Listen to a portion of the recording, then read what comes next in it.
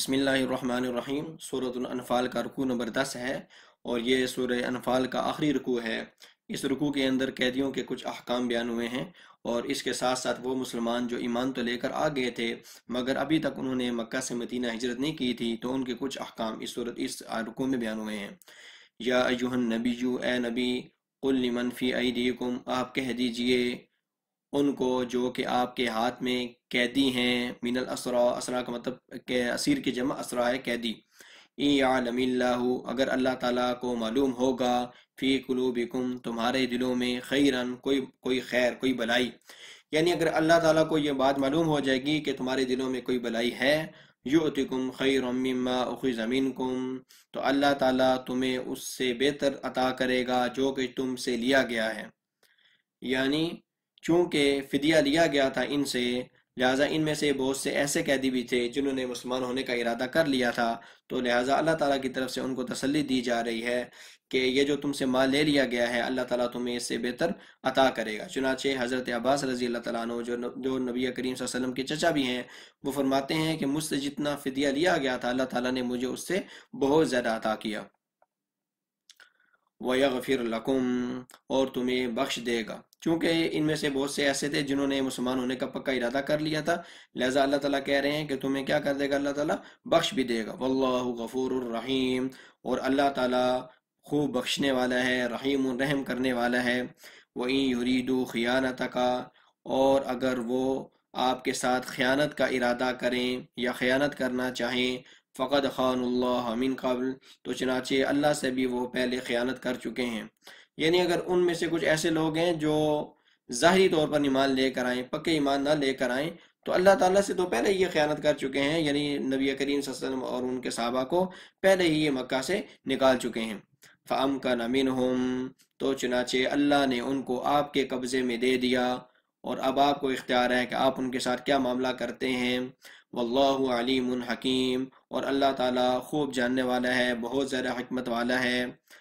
ان الذین آمنوا، بشک جو لوگ ایمان لے کر آئے ہیں، وہاجروا، اور ہجرت بھی کی ہے،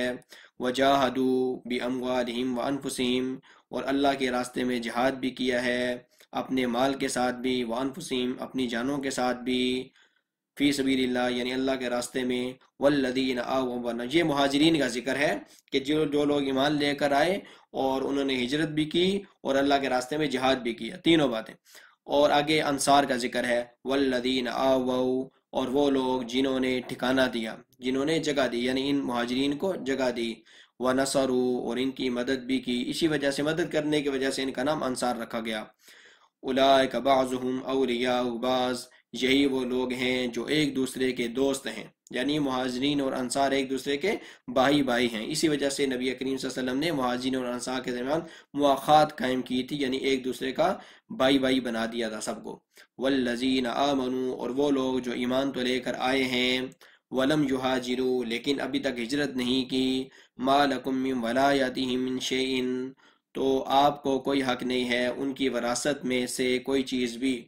اب یہاں پر یہ ذکر ہو رہا ہے کہ چونکہ مدینہ جو ہے نا وہ دارالسلام تھا اور مکہ جو ہے نا وہ دارالحرب تھا، یعنی مدینہ اسلام کا گھر تھا اور جو مکہ تھا وہ کفر کا گھر تھا، تو آپس میں جب اس طرح کا جب فاصلہ جب عائد ہو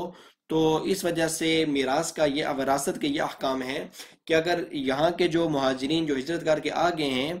اگر یہ کسی کے وارث بنتے ہیں تو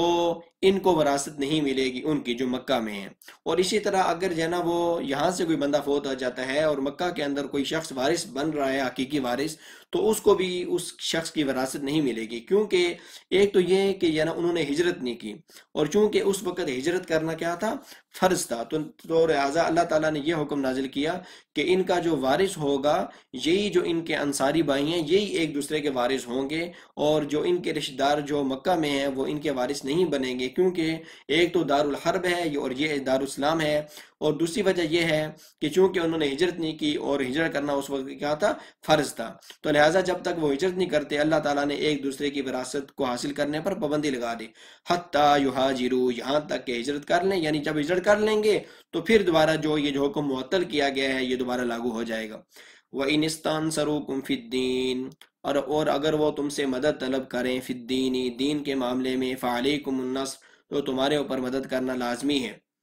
اب یہاں سے یہ کہہ رہا ہے کہ مکہ سے اگر وہ شخص ہے اور وہ مسلمان ہے اور وہ تم سے مدد طلب کر رہا ہے تو تمہارے اوپر مدد طلب کرنا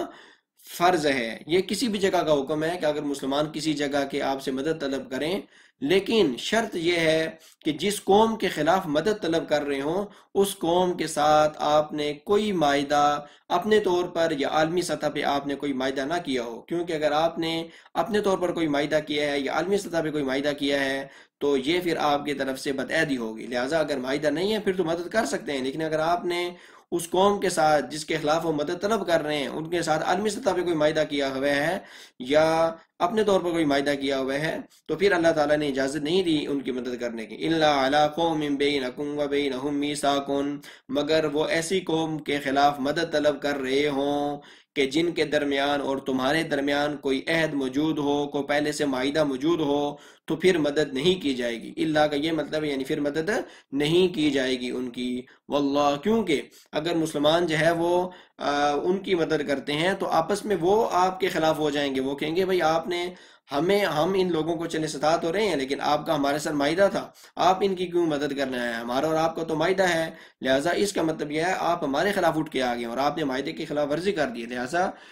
اگر ایسی قوم کے خلاف وہ مدد طلب کر رہے ہیں تو پھر ان مسلمانوں کی مدد نہیں کی جائے گی، کیونکہ اس سے پھر زمین میں فساد ہوگا اور اللہ تعالیٰ زمین میں فساد کو پسند نہیں کرتا۔ واللہ بما تعملون بصیر، اور جو کچھ تم کر رہے ہو اللہ اسے خوب دیکھنے والا ہے۔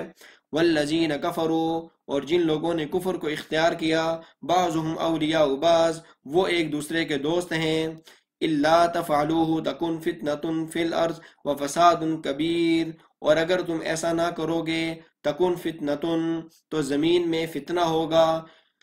وفساد کبیر، اور بڑا فساد ہوگا۔ یعنی پیچھے والی بات سے اس کا تعلق ہے کہ اگر ان مسلمانوں نے تم سے مدد طلب کی ہے تو پھر ان کی مدد کرنا تمہارے پر لازمی ہے، لیکن یہ شرط بتائی ہے کہ اگر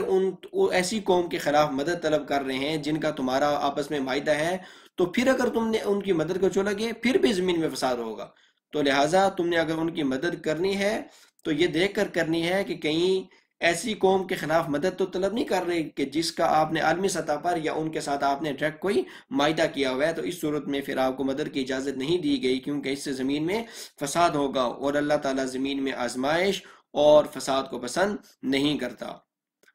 والذین آمنوا وہاجروا، اور جو لوگ ایمان لے کر آئے، وہاجروا، اور ہجرت بھی کی، وجاہدوا فی سبیل اللہ، اور اللہ کے راستے میں جہاد بھی کیا، والذین آووا، یہاں سے پھر وہ مہاجرین کا ذکر ہے، والذین آووا، اور جن لوگوں نے ان کو ٹھکانہ دیا، ونصروا، اور ان کی مدد کی، اولئک هم المؤمنون حقا، یہی وہ مومن ہے جو پکے سچے اور حقیقی مومن ہیں۔ یعنی مہاجرین اور انصار کا ذکر کر کے اللہ تعالیٰ کہہ رہے ہیں کہ یہ حقیقی مومن تو یہی ہیں۔ لہم مغفرۃ، ان کے لیے مغفرت ہے، ورزق کریم، اور اچھا رزق ہے اللہ تعالیٰ کے ہاں۔ والذین آمنوا من بعد وہاجروا، اب اس کے بعد جب ان کا ذکر ہو گیا تو اب اگر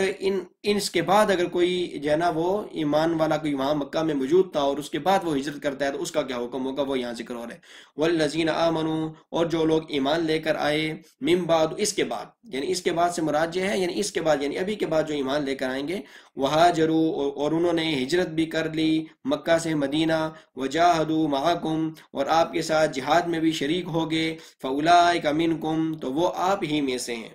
لیکن پھر بھی جو پہلے ہیں جنہوں نے پہلے ہجرت کی ہے ان کا درجہ افضل ہے کیونکہ انہوں نے ہجرت میں پہل کی ہے، اور جنہوں نے ابھی ہجرت کی ہے ان کا درجہ ان سے کم ہے کیونکہ انہوں نے ہجرت ابھی کی ہے۔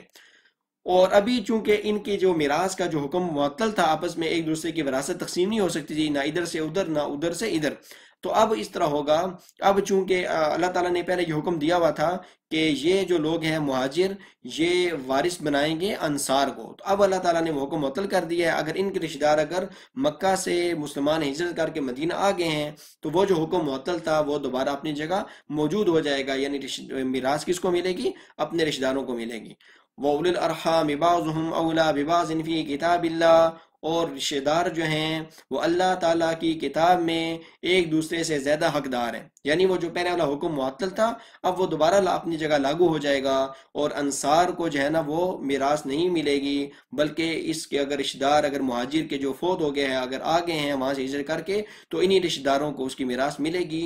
جو ہجرت نہ کرنے کی وجہ سے معطل تھی۔ ان اللہ بکل شیء علیم، بے شک اللہ تعالیٰ جاننے والا ہے، بکل شیء ہر چیز کو، بے شک اللہ تعالیٰ ہر چیز کو خوب جاننے والا ہے۔ تو یہ ہماری صورت کمپلیٹ ہو گئی ہے۔